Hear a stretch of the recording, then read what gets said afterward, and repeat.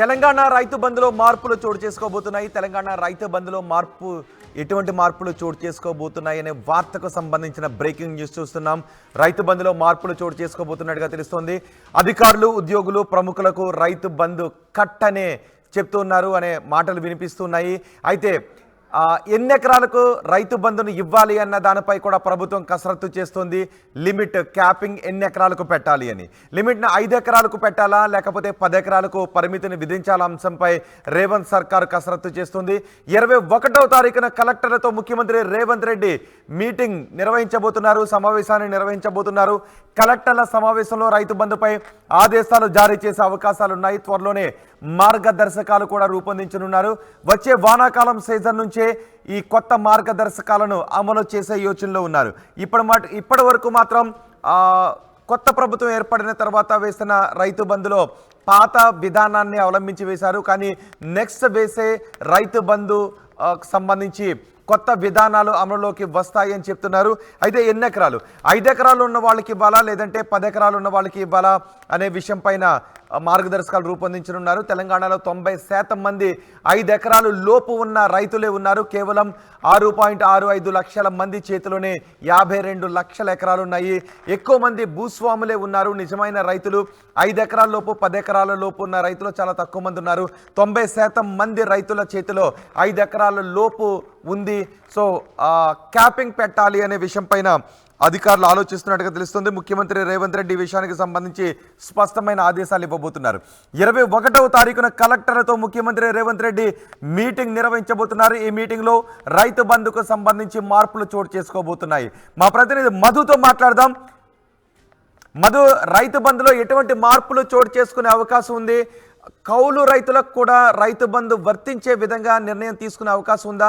అలాగే క్యాపింగ్ పెట్టే అవకాశం ఉందా? 5 లేదా 10 ఎకరాలు ఉన్న వాళ్ళకి మాత్రమే రైతు బంధు ఇచ్చే విధంగా పరిమితులు విధించే అవకాశం ఉందా?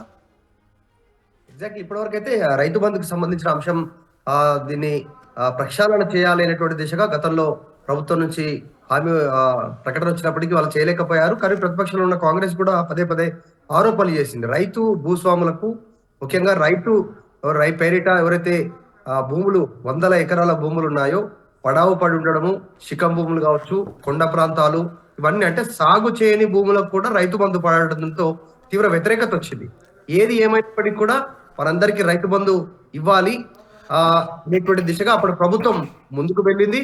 ఎందుకంటే కొద్ది మందిని మినహాయింపిస్తే పైరవీలు ఉంటాయి, పైరవీకారులు రాజ్యం వెళ్తారు, తమ భూమికి రైతు బంధు కోసం పైరవీదారులంతా కూడా తిరుగుతుంటారు. అలాంటి సిచ్యువేషన్ లేకుండా అందరికీ ఇవ్వాలని అప్పుడు ప్రభుత్వం నిర్ణయం తీసుకుంది.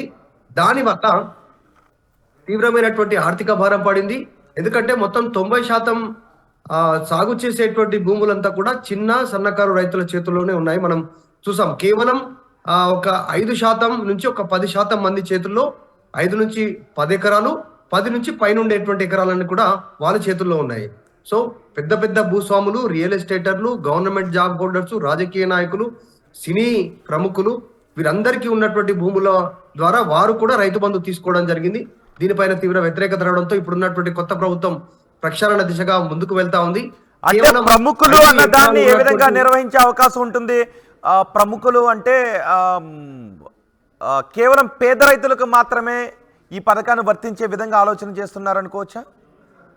ఖచ్చితంగా కేవలం 5 ఎకరాలు ఉన్నటువంటి వారికి, 5 ఎకరాల లోపు ఉన్నటువంటి వారికి ఇవ్వాలనేటువంటి నిర్ణయం తీసుకుంటున్నట్టుగా తెలుస్తా ఉంది. ఎక్కువ శాతం మొగ్గు ముఖ్యమంత్రి రేవంత్ రెడ్డి 5 ఎకరాల లోపు ఉన్నటువంటి వారికి తన సూచన చేసినట్టుగా తెలుస్తా ఉంది. ఎందుకంటే 90% సాగు భూమి ప్రస్తుతం వారి చేతుల్లోనే ఉంది. 5 ఎకరాల లోపలనే, 5 నుంచి 10 ఎకరాల లోపల ఉన్నటువంటి వారు కూడా కేవలం కొద్ది మంది మాత్రమే ఉండడం, వారికి సంబంధించినటువంటి చేతుల్లో 22 లక్షల ఎకరాల భూమి ఉండడం, 10 ఎకరాల లోపు తీసుకోవాలా వద్దా అనేటువంటిది ఆలోచన చేస్తున్నట్టుగా తెలుస్తా ఉంది.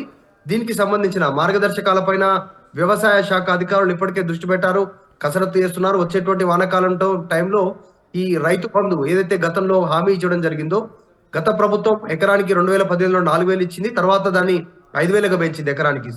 తర్వాత ఇప్పుడు వచ్చినటువంటి ప్రభుత్వం ఎకరానికి 15,000 చొప్పున ఇస్తామనేటువంటిది చెప్తున్నట్టు 2 దఫాలుగా, ఒక రబీ ఒకటి, తర్వాత వర్షాకాలం 2 రకాలకు కలిపి 15,000 ఇస్తామని చెప్తున్నారు.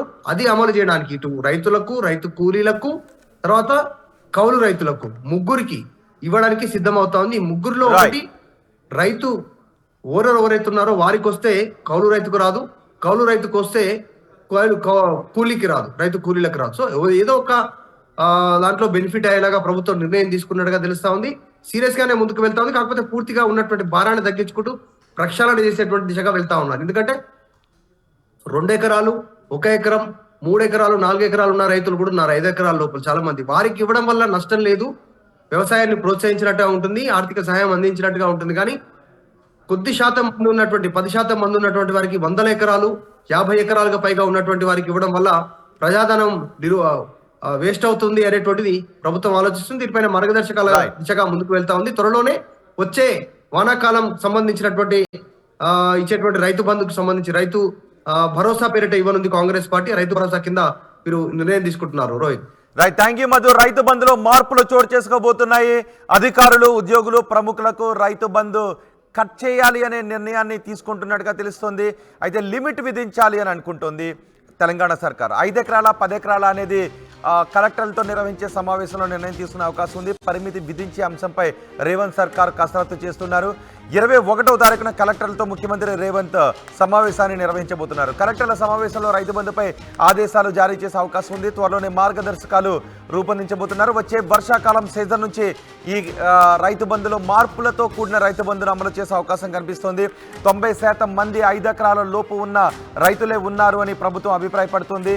కేవలం 6.65 లక్షల మంది చేతుల్లోనే 52 లక్షల ఎకరాలు ఉన్నాయి. ఈ భూస్వామ్య రైతులకు కాకుండా నిజమైన పేద రైతులకు, సాగు చేసే కౌలు రైతులకు మాత్రమే రైతు బంధును అందించే లక్ష్యంతో